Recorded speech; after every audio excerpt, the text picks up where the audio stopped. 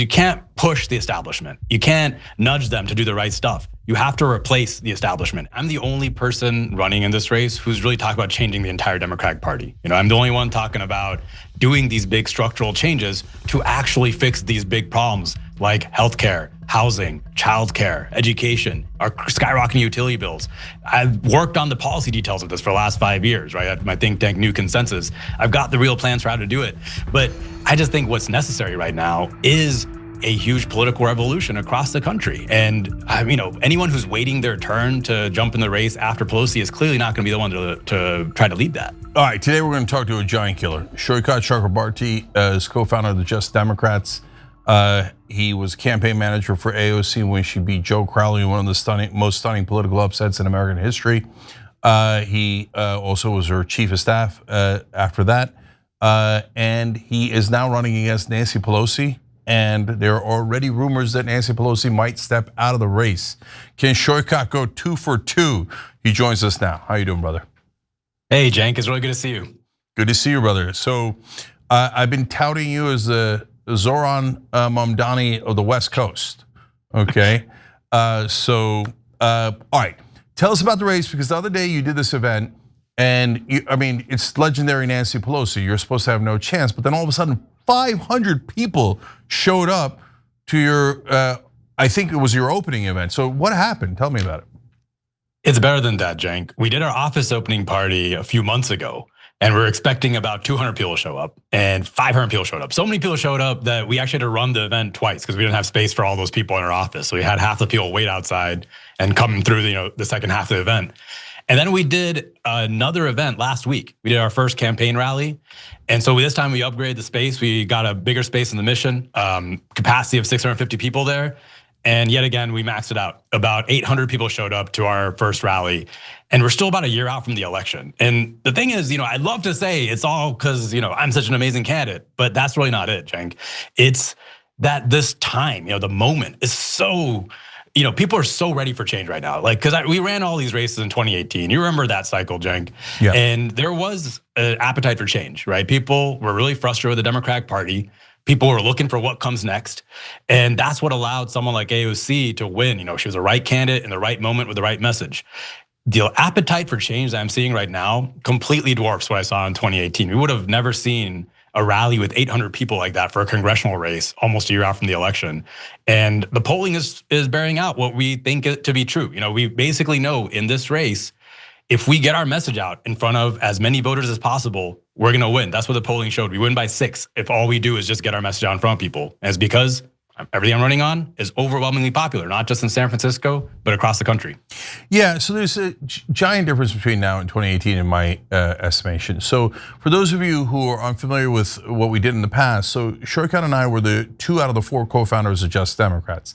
And so we did media here. Rokana came on and joined here. We raised $2.5 million from the Young Turks audience for the candidates. Super proud of that work. But Saikat ran the organization more than anyone else. And then he made the huge bet on AOC. And it was really bold and it totally paid off. And so he was absolutely critical. Now I tell you that not because, hey, get excited because he's an amazing progressive and et cetera. That's also true. But he's done this before. So it's so what the media often tells you is, oh, it's impossible. Oh my God, don't try. Because no, you have to accept 285-year-old politicians. You have to accept that they always work for the donors. You have to accept this, and this, right? Pelosi at this point is 84. I don't know why in the world she'd run again. So, okay, now that leads me to what's different now. Saikat, if you had run against Nancy Pelosi or anyone had back in 2018, they would have had their face ripped off by mainstream media. They would have been like, oh my God, how dare you, you're dividing the party, and she's the master legislator, you're a heretic. And they would have driven you out with pitchforks. But I don't get this, I think mainstream media is so badly hurt that they can't bully people like they used to. That's my sense of it, but you're in the race, what do you think? Yeah, that's what I'm seeing this time. And it's not just mainstream media, it's even who's willing to talk to me. Because I remember when we ran AOC's race, nobody would talk to us. Not even progressive groups would talk to us. But I think what people are realizing, and this is doubly true for mainstream media, because my view of it as mainstream media, they're simple folk. They want to just get views, they want to make money like everybody else, right? They don't want to miss the biggest story that happens in politics this time around. That's what happened in AOC's race. I still remember AOC's race was at the same time as Mitt Romney's Senate race. So all the media people were over in Utah, and people were literally booking flights next morning, to come back and cover what just happened. So back in 2018, we were saying, look, people are really ready for change. What the mainstream establishment Democrats are doing, it's not working. They just wrote that off as, it's just another bunch of progressives just talking nonsense. But this time they're taking it seriously. And the other reason they're taking it seriously is because Donald Trump just got elected again, right? Like the thing that should have been impossible in 2016 and should have been impossible again in 2024 just happened again. So even the mainstream media is realizing there's something deeply broken in the Democratic Party and something needs to change, and there has to be some new future. So they're looking at races like mine and a whole bunch of races all around the country as maybe, the canary in the coal mine, is looking at these might be the races that define what the future actually is. Yeah, so it is massive movement in the media like I've never seen. And the Democratic leadership is also so badly hurt. Their polling is disastrous. So they used to bully people, but now they don't have the power to bully people. So now people are getting to make up their own minds, and it's a beautiful day in America. Democracy's breaking out. So along those lines, so make the case against Nancy Pelosi. Because if Jake Tapper or Joy Reid or whoever was here, they tell you, oh my God, she's the greatest legislator in American history. How dare you, right? So, okay, why are you running against Nancy Pelosi then? I could give you a laundry list of policies where I'm different, right? But all of it really boils down to a completely different approach to how we do politics. Nancy Pelosi is part of an old guard that believes we just need to reform the existing system a little bit. We can just continue ignoring the huge issues that have been piling up for decades when it comes to things like the skyrocketing cost of healthcare, of housing, of childcare, of education. And what I'm saying is, no, we actually have to solve those problems at a structural level. It won't be enough to just reform the ACA a little bit. We need Medicare for all. It won't be enough to just do some childcare subsidies. We need universal childcare. We have to tackle this fundamental problem of people's wages being stagnant for decades while the cost of the essentials have just been skyrocketing.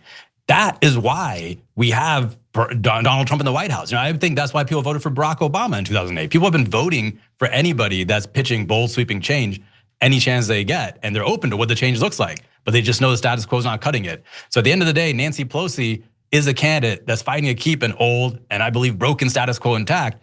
And I'm pitching the actual vision and the ideas that we need to solve these problems, to really solve these problems. I think it's a very pragmatic approach.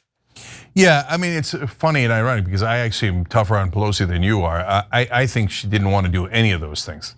I think that her donors paid her to not do any of the Democratic policies. Or she's a terrible politician, terrible legislator, because she didn't get even $15 minimum wage passes. It was supposed to be bare minimum, super easy, right? Public option, bare minimum, super easy. Paid family leave, it's at 84%, super easy. Well, if you're a master's legislator, then you get a bill passed that's at 84% popularity. I don't think she wanted any of those bills passed. But shortcut, people are gonna naturally ask, we've now heard a lot of folks come in here, Fetterman, let alone so many others.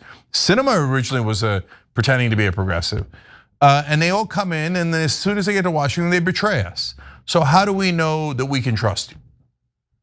Well, you look at what I've done for the last 10 years, right? I worked on Bernie's campaign 2016. I started Justice Democrats with you, and I've been going against the establishment my entire time I've been in politics. I've got no friends in the establishment right now, right? And my goal right now, if we do win against Nancy Pelosi, like when we beat her, there's gonna be this huge national spotlight on this race, because that's gonna be a massive story. And I'm gonna say it right now, what I'm gonna do in that moment is call for people to primary Democrats all around the country, right? I think the time for the political revolution inside the party is right now, and it's totally possible.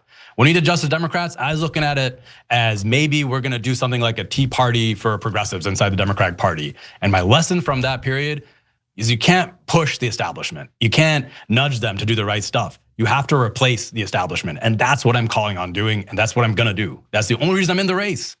Yeah, no, I love that. Hashtag replace the establishment. So Saikat, what are your priorities? So if you get in office, look, one of our viewers reached out to you, or a couple did, and you signed on to the populist plank. And those are easy, right? Well, they're easy to say yes to. But somehow magically, all those super popular policies have never passed Congress, right? But tell me what your priorities are. So in 2026, right, we gotta be realistic. Trump's still gonna be president, so I'm not gonna be able to get Medicare for all passed. But what I do think we should do is make corruption front and center. This is the most corrupt president that I think I've seen in ever, in the history of the country, perhaps. And it's an overwhelmingly popular issue across the political spectrum. Republicans want to be anti-corruption, Democrats want to be anti-corruption. I say we ban congressional stock trading and do a discharge petition on day one. That's what Ro Khanna's doing with the Epstein files right now with Tom Massey, right? It's a way to force a vote on it, is force the issue, make it a topic of conversation, put it at the forefront, and just define that whole election around corruption, getting rid of corruption, banning both people self-enriching inside Congress, Trump self-enriching in the White House, and getting rid of big money in politics. That's at the root of all evil. Yeah, so no corporate PAC money? Of course not. No Israeli lobby money? No any lobby money, but definitely no Israeli lobby money. Yeah, and so you vote to, of course, release the Epstein files, whether it's a Republican or a Democratic president in charge? Yeah, and they should all go to jail, whoever's on there. Yep, that did the crimes. Should we cut funding to Israel? Yes, absolutely. We should be. I mean, what Israel has done over the last 2 years, I've called it a genocide because it is a genocide. That's not just my opinion. That's what the UN has said at this point. We shouldn't be funding it. And this is another piece that doesn't get talked about. It's against our own laws to be funding it. There's a set of laws called Leahy laws, right? You're not supposed to be funding severe human rights violations across in foreign nations. So yes, we should be cutting funding to Israel. And more importantly, at this point, we need to be doing everything we can to make the ceasefire hold, which I'm very skeptical is going to, given the way things are already going. And I'm already hearing reports of the IDF shooting at Palestinians and killing some Palestinians. But we have to hold the ceasefire, and then we have to actually provide funding and make sure Palestinians are at the table in whatever peace process and rebuilding process we get afterwards. But I don't think we can't be giving Israel blank checks to be committing a genocide and continuing to expand into the West Bank. Yeah, it's funny how honest candidates can be when they don't take PAC money. Yeah. Okay, so hard to figure out the mystery of why our politicians are corrupt, especially if you're a national media reporter. Anyways, so now speaking of reporters, there's a reporting out there that is it Scott Wiener is in the race, and he's kind of a well-established politician in California, and the rumors that Christine Pelosi might enter the race. Now, wait a minute. If Pelosi's daughter is going to enter the race, I'm pretty sure she's not going to run against her mom. So are they already panicking? Is there a chance that Nancy Pelosi withdraws from this race? There is a chance. Yeah, Scott Wiener and Christine Pelosi aren't in the race yet. They're both waiting to see if perhaps Nancy Pelosi steps down.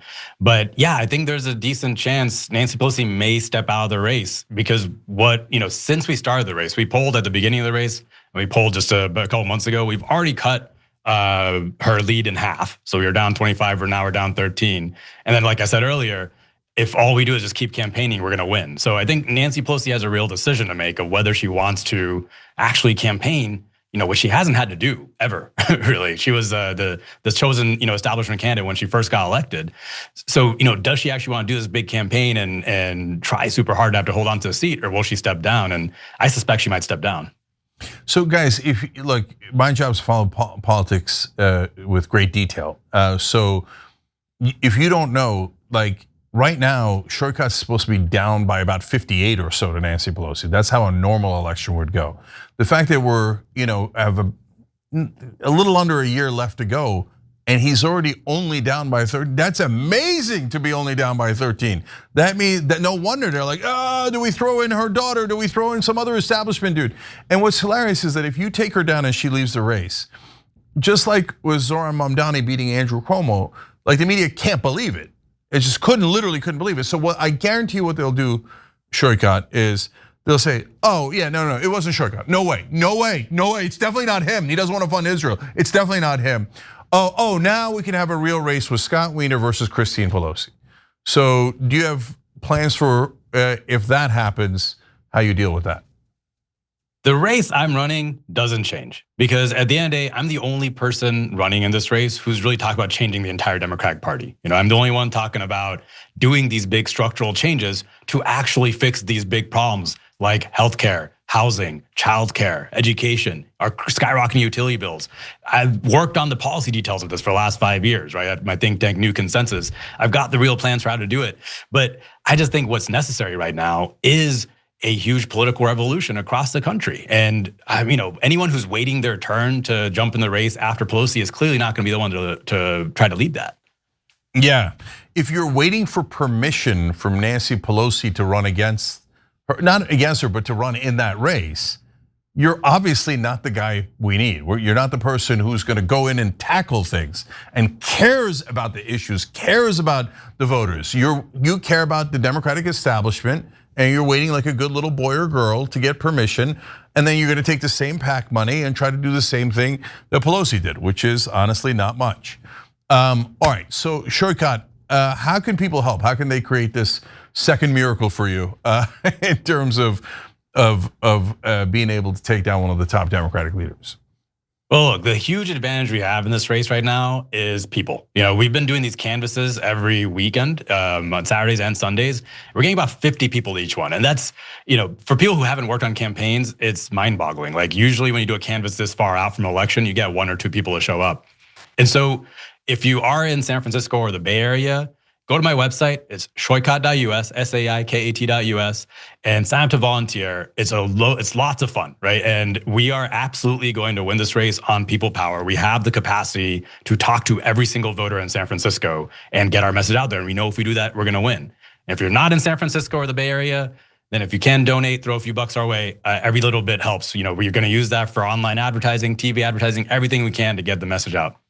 So Saikat.us, easy way to remember his name, Saikat like Showtime, and Chakrabarti like there's no party like a Chakrabarti. Right, okay. There you go. Okay, so Saikat, we got to keep talking, and we want updates on this race. And here comes West Coast Zoran. All right, okay. Saikat, you're awesome. Thank you, brother. All right, take care.